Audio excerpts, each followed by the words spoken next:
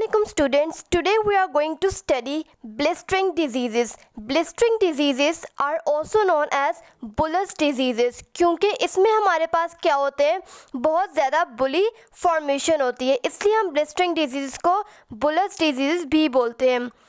Blistering diseases are classified into two types: inflammatory blistering diseases and non-inflammatory blistering diseases.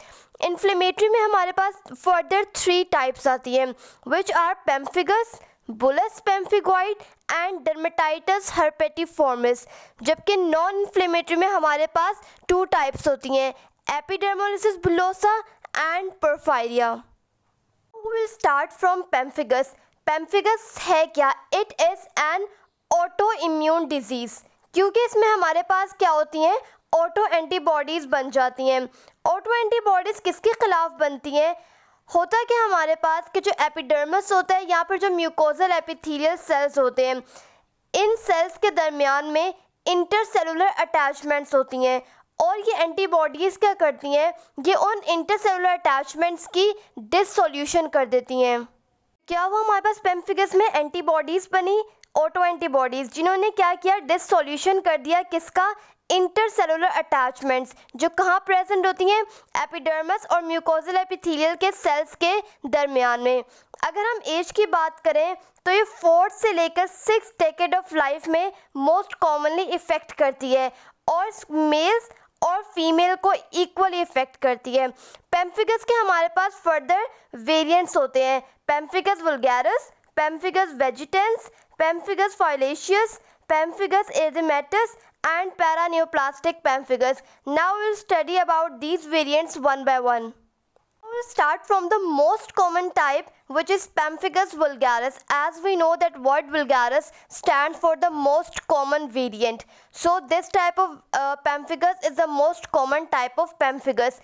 ये involve किसको करते हैं, mucosa को भी करते हैं एंड स्किन को भी इन्वॉल्व करते हैं. अगर हम स्किन की बात करें तो किस एरियाज़ की स्किन जो है वो ज़्यादा इन्वॉल्व होती है, जो प्रेशर पॉइंट्स होते हैं उनकी, and scalp, face, axilla, ground and trunk. Scalp की इन्वॉल्वमेंट ज़्यादा होती है हमारे पास, एक्जिला की होती है, ग्राउंड रीजन की इन्वॉल्वमेंट होती है एंड ट्रंक रीजन की इन्वॉल्वमेंट होती है.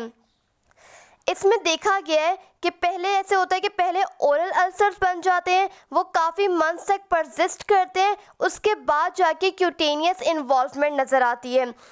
इसके लीजन्स की बात करें तो पेम्फिगस वुल्गारिस के जो वेजिकल्स और बुली होते हैं वो बहुत ज़्यादा सुपरफिशियल होते हैं, जिसकी वजह से वो आसानी से रप्चर हो जाते हैं और जब वो रप्चर हो जाएंगे तो पीछे क्या रह जाते हैं, इरोजन्स रह जाती हैं. बहुत शैलो इरोजन्स होती हैं जिनमें हमारे पास क्या होता है, ड्राइड सीरम वगैरह और क्रस्ट वगैरह पड़ा हुआ होता है.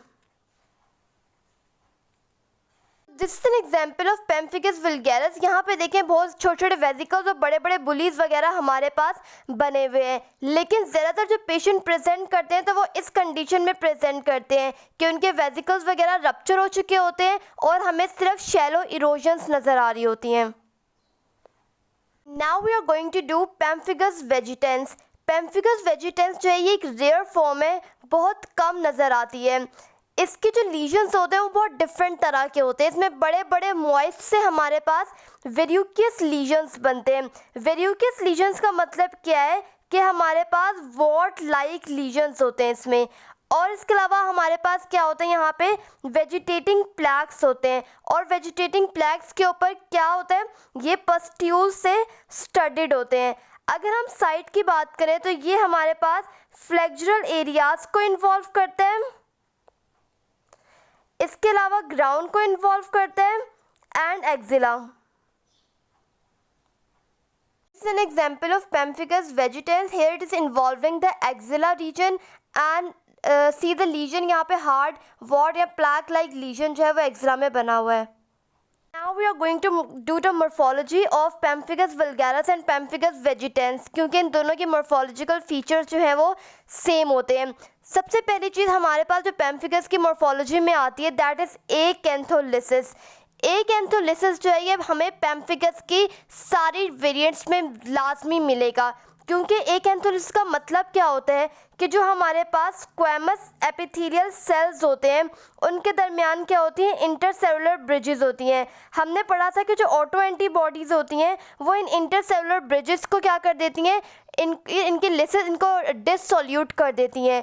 तो जब ये इंटरसेलुलर ब्रिजेस जो है ख़त्म हो जाएंगी, इस ख़त्म होने के प्रोसेस को हम क्या कहते हैं, एकेंथोलिसिस कहते हैं। यानी कि जो इंटरसेलुलर ब्रिजेस है स्क्वैमस एपिथेलियल सेल्स के दरमियान, उनकी लिसिस हो जाती है और सेल्स एक दूसरे से डिसोसिएट कर जाते हैं। This is known as acantholysis. अब जब सेल्स डिसोसिएट कर जाते हैं तो उन्हें हम कहते हैं एकेंथोलिटिक सेल्स। ये कैसे सेल्स होते हैं जो एक दूसरे से डिसोसिएट कर चुके हैं। नॉर्मली सेल्स की हमारे पास पॉलीगोनल शेप होती है, लेकिन एकेंथोलिटिक सेल्स की हमारे पास राउंडेड शेप हो जाती है। This is acantholysis. यहाँ पे क्या दिखा रहे हैं कि जो सेल्स के दरमियान में डेस्मोग्लिन वगैरह है उसके खिलाफ ऑटो एंटीबॉडीज़ बन गई हैं जिसने सेल को आपस में जोड़ा हुआ था। तो क्या हुआ, वो इंटरसेलुलर ब्रिजेस ब्रेक हो गई हैं and then these cells which are polyhedral square in shape then becomes rounded. This pictorial representation of acantholysis. दोनों वेरिएंट्स की मॉर्फोलॉजी को साथ पढ़ने की जो सबसे बड़ी वजह है वो क्या है कि इसमें एकेंथोलिसिस जो है वो एक तरह की होती है, बाकी वेरिएंट्स में डिफरेंट टाइप ऑफ एकेंथोलिसिस होती है। यहाँ पे जो एकेंथोलिसिस होती है दैट इज़ सुप्राबेसल एकेंथोलिसिस। इसका मतलब क्या है, फॉर एग्जाम्पल ये हमारे पास, एक सेकेंड, ये हमारे पास क्या है, यहाँ पे ये स्किन के लेयर्स की पिक्चर है। सबसे नीचे जो हमारे पास लाइन होती है that is of line of basement membrane, और जो बिल्कुल लोअर मोस्ट जो हमारे पास लेयर होती है वो क्या होती है, बेसल लेयर। हमने डिफरेंट पढ़ते हैं, स्ट्रेटम कॉर्नियम, स्ट्रेटम ग्रेनुलोसम, लेकिन जो लोअर मोस्ट जो बेसमेंट मेम्ब्रेन के साथ होती है उसे हम क्या कहते हैं, बेसल लेयर कहते हैं। अब यहाँ पे जो एकेंथोसाइट्स होते हैं, एकेंथोलिसिस जो हो रही है वो कहाँ हो रही है, इस बेसल सेल लेयर के बिल्कुल ऊपर हो रही है, इसलिए हम इस एकेंथोलिसिस को सुप्राबेसल एकेंथोलिसिस कहते हैं। यानी कि यहाँ हमारे पास ब्लिस्टर बन जाएगा और इस ब्लिस्टर की बेस हमारे पास कौन बना रहे हैं, ये बेसल सेल्स बना रहे हैं। सो पेम्फिकस वल्गैरिस में भी यही हो रहा है एंड पेम्फिकस वेजिटेंस में भी यही हो रहा है। अगर बेसल लेयर्स की बेस बना रहा है तो जो हमारे पास बाकी लेयर्स हैं इंक्लूडिंग स्ट्रेटम कॉर्नियम वो सब क्या बनाएंगे, इस ब्लिस्टर की रूफ बना रहे होंगे। Now the next variant is pemphigus foliaceus. Pemphigus foliaceus is the most benign form. ये इन्वॉल्व किन एरियाज को करती है, स्कैल्प को, फेस, चेस्ट एंड बैक। इसे हम मोस्ट बिनाइन फॉर्म इसलिए कहते हैं क्योंकि इसकी लीजन्स जो है वो बहुत ज़्यादा सुपरफिशियल होते हैं। यानी कि जब भी हम पेशेंट को देखेंगे तो हमें areas of erythema and crusting नज़र आएगी। क्यों? क्योंकि ये इनके वेसिकल्स वगैरह इतने सुपरफिशियल होते हैं कि वो फ़ौरन से रप्चर कर जाते हैं और हमेशा जो पेशेंट है वो इरिथमा और क्रस्टिंग के साथ ही प्रेजेंट करता है। This is an example of pemphigus foliaceus. यहाँ पे आप देखिए crusting and erythema is there, no vesicles and bullae are seen because they can easily be rupture. अब यहाँ पे हमारे पास एकेंथोलिसिस की कौन सी टाइप मिलेगी, सब कॉर्नियल एकेंथोलिसिस मिलेगा। यानी कि सबसे सुपर जो हमारे पास ब्लिस्टर की जो रूफ बना रहा होगा वो लेयर कौन सी होगी, स्ट्रेटम कॉर्नियम की लेयर होगी और उसके नीचे हमारे पास स्ट्रेटम ग्रेनुलोसम होता है। तो स्ट्रेटम ग्रेनुलोसम में हमारे पास क्या हो जाएगी, एकेंथोलिसिस हो जाएगी और रूफ कौन बना रहा है, स्ट्रेटम कॉर्नियल, इसलिए हम बोलेंगे सब कॉर्नियल एकेंथोलिसिस और बाकी सारी लेयर्स जो है वो इसके नीचे प्रेजेंट होंगी। So this is the type of acantholysis which is present Pemphigus foliaceus. We have Pemphigus erythematous. Pemphigus erythematous जो है ये Pemphigus foliaceus की ही less severe form होती है और ये malar area को involve करती है। Involvement किस तरह होती है, जिस तरह SLE में malar area involve होता है बिल्कुल उस तरह से। For example, this is an example of Pemphigus erythematous. Cheeks में involvement है, nose की involvement है। Then we have paraneoplastic pemphigus. The name indicates that it is associated with various type of malignancies. Most commonly जो malignancy के साथ ये associated होता है that is non-Hodgkin lymphoma. Then comes the pathogenesis. Pathogenesis मतलब हम कर ही चुके हैं, इसमें क्या हो रहा है, एंटीबॉडीज़ बन रही है। किस टाइप की एंटीबॉडीज़ बनेगी, IgG टाइप ऑफ एंटीबॉडीज़ बनेगी against desmoglein that disturb the intercellular bridges between the cells. Direct immunofluorescence से देखेंगे तो हमें एंटीबॉडीज़ का नेट लाइक पैटर्न नज़र आएगा। अगर हम बात करें पेम्फिगस वुल्गारिस की, तो ये नेट लाइक पैटर्न जो है ये पूरे एपिडर्मिस में नज़र आएगा, जबकि पेम्फिगस फॉलिएशियस में सुपरफिशियल इन्वॉल्वमेंट होती है, तो वहाँ हमें ये पैटर्न सिर्फ और सिर्फ सुपरफिशियल ही नज़र आएगा।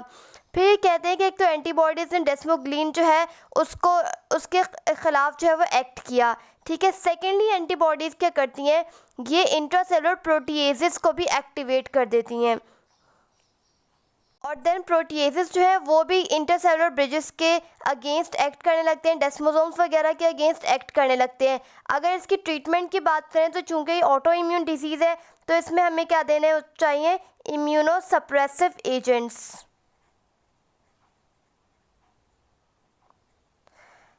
Now here the topic of pemphigus has been completed. In the next video we will discuss about bullous pemphigoid. Assalamualaikum students, now we are going to do another topic of inflammatory blistering disease, that is bullous pemphigoid. Bullous pemphigoid की most common site of involvement क्या होती हैं, ये inner thighs को involve करता है। इसके अलावा जो फोर आर्म की फ्लेक्चरल सरफेसेस होती है उसको इन्वॉल्व कर सकता है, and it can also involve axilla, ground and the lower abdomen. Bullous pemphigoid में भी हमारे पास ओरल लीजन्स होते हैं जैसे कि पेम्फिगस वुल्गारिस में थे, लेकिन वहाँ पे हमारे पास क्या था कि पहले ओरल अल्सर्स बनते थे, वो बहुत मंथ्स तक परसिस्ट करते हैं, देन क्यूटेनियस इन्वॉल्वमेंट आती थी। यहाँ पे हमारे पास ओरल लीजन्स जो है वो आफ्टर क्यूटेनियस इन्वॉल्वमेंट नज़र आते हैं। इसके अलावा पेशेंट अर्टिकेरियल प्लैक्स के साथ भी प्रेजेंट कर सकता है, जिसमें बहुत ज़्यादा इचिंग होती है, सिवियर प्रोराइटिस होता है। अगर हम इसकी पैथोजेनेसिस की बात करें तो इसमें हमारे पास क्या होता है, हमने पढ़ा था कि जो सेल्स होते हैं वो आपस में डेस्मोसोम्स के साथ अटैच होते हैं, लेकिन बेसमेंट मेम्ब्रेन के साथ हेमीडेस्मोसोम्स के थ्रू अटैच होते हैं। इन हेमीडेस्मोसोम में एक कंपोनेंट होता है जिसका नाम होता है बुलस पेम्फिगॉइड एंटीजन, जिसे BPAGs कहते हैं। तो बुलस पेम्फिगॉइड में क्या होता है, ये BPAGs जो कि हेमीडेस्मोसोम में प्रेजेंट होते हैं, इनके ख़िलाफ़ एंटीबॉडीज़ बन जाती हैं, और वो एंटीबॉडीज़ क्या करती हैं, इस हेमीडेस्मोसोम को डिसरप्ट कर देती हैं, जिसकी वजह से क्या होता है कि जो सेल्स हैं वो बेसमेंट मेम्ब्रेन से डिटैच हो जाते हैं। एज अ रिज़ल्ट हमारे पास जो ब्लिस्टर बनता है उसे हम कहते हैं सब एपिडर्मल नॉन एकेंथोलिटिक ब्लिस्टर। सबसे पहले नॉन एकेंथोलिटिक क्यों कहते हैं, क्योंकि मैंने आपको प्रीवियस वीडियो में बताया था कि एकेंथोलिसिस का मतलब होता है जब इंटरसेलुलर डिटैचमेंट हो जाती है, पर यहाँ पे डिटैचमेंट जो है वो सेल्स और बेसमेंट मेम्ब्रेन के दरमियान में है, तो ये नॉन एकेंथोलिटिक होगा। और सब एपिडर्मल क्यों होगा, इसमें क्या होता है, हमारे पास पूरी की पूरी जो एपिडर्मिस होती है वो इस ब्लिस्टर का रूफ बना रही होती है, लाइक दिस। यहाँ क्या है, एपिडर्मल सारी एपिडर्मल लेयर्स जो है वो इसका रूफ बना रही है, और नीचे सिर्फ हमारे पास बेसमेंट मेम्ब्रेन रह गई है। जबकि जब पेम्फिगस पढ़ा था तो उसमें हमारे पास नीचे बेसल लेयर प्रेजेंट थी और उसके ऊपर एक एंथोलिसिस हो रहा था, लेकिन यहाँ पे क्या हो रहा है, ये जो बेसल लेयर ये डिटैच हो गई है बेसमेंट मेम्ब्रेन से, like this. So this is the morphology of bullous pemphigoid. Bullous pemphigoid में अब क्या हो रहा है, मैंने बताया है कि पूरी की पूरी एपिडर्मिस जो होती है इन ब्लिस्टर्स का रूफ बना रही होती है। That's why these bullae are very tense, और ये आसानी से रप्चर नहीं होते, और पेशेंट अक्सर जो है जो प्रेजेंट करते हैं they have vesicles and bullies on their body, क्योंकि ये आसानी से रप्चर नहीं होते। So this is all about bullous pemphigoid. Inflammatory blistering disease is dermatitis herpetiformis. Dermatitis herpetiformis की करेक्टरिस्टिक चीज़ क्या होती है कि इसमें हमें अर्ट्रिकेरिया मिलता है एंड ग्रुप्ड वेसिकल्स मिलते हैं, और ये कौन सी साइट्स को इन्वॉल्व करते हैं, कि मोस्ट कॉमनली एक्सटेंसर सरफेसेस को इन्वॉल्व करते हैं, जैसे कि एल्बोज़ को, नीज़ को, अपर बैक एंड बटक्स वगैरह। डर्मेटाइटिस हर्पेटिफॉर्मस मोस्ट कॉमनली जो है वो मेल्स को इन्वॉल्व करता है and it is associated with celiac disease. Celiac disease में एज वी नो कि IgA एंटीबॉडीज़ बनती हैं अगेंस्ट द ग्लूटेन डाइट। तो यहाँ पे क्या होता है, वो जो IgA एंटीबॉडीज़ होती हैं, these antibodies cross react with reticulin. Reticulin जो है उन एंकरिंग फिब्रिल्स का पार्ट होता है जो एपिडर्मिस को डर्मिस के साथ अटैच करवाते हैं। तो जब रेटिकुलिन के अगेंस्ट एंटीबॉडीज़ बन जाती हैं तो एपिडर्मिस और डर्मिस जो है वो डिटैच हो जाते हैं और उन दोनों के दरमियान में हमारे पास ब्लिस्टर बन जाता है जिसको हम कहते हैं सब एपिडर्मल ब्लिस्टर। अगर लीजन्स की बात करें तो लीजन मैंने बताया कि ग्रुप्ड वेजिकल्स होंगे, प्लेक्स भी हो सकते हैं। और करेक्टरिस्टिक चीज़ क्या है कि these lesions are extremely pruritic. This is an example of dermatitis herpetiformis. यहाँ पे देखें दोनों क्या है, एक्सटेंसिव सरफेसेस को इन्वॉल्व किया हुआ है और ये इन्वॉल्वमेंट बायलैटरल होती है, सिमेट्रिक होती है और हमें वेजिकल्स मिलते हैं जो कि ग्रुप्ड होते हैं और एक्सट्रीमली प्रूराइटिक होते हैं। So this is an example of dermatitis herpetiformis. यहाँ पे भी हमारे पास बुलस पेम्फिगोइड की तरह क्या हो रहा है, एपिडर्मिस और डर्मिस की क्या होगी, डिटैचमेंट हो गई है। लेकिन वहाँ पे हेमिडेस्मोसोम्स के अगेंस्ट एंटीबॉडीज़ थी, यहाँ पे हमारे पास रेटिकुलिन के अगेंस्ट एंटीबॉडीज़ होती हैं। और सेकंड डिफरेंस क्या होता है कि बुलस पेम्फिगोइड में इजिनोफिल्स की एक्यूमुलेशन होती है जबकि डर्मेटाइटिस में क्या होता है, न्यूट्रोफिल्स की एक्यूमुलेशन होती है। ये न्यूट्रोफिल्स कहाँ पे एक्यूमुलेट होते हैं, ये टिप्स ऑफ डर्मल पेपिला, जो हमारे पास स्किन में डर्मल पेपिला होते हैं उनके ऊपर टिप्स पे न्यूट्रोफिल्स एक्यूमुलेट होते हैं और वहाँ एक्यूमुलेट होकर ये माइक्रो एब्सेसिस फॉर्म करते हैं। इससे जब इम्यूनोफ्लोरेसेंस से हम देखते हैं तो हमें डर्मल पेपिला की टिप्स पे ग्रैन्युलर डिपॉजिट्स नज़र आते हैं IgA के।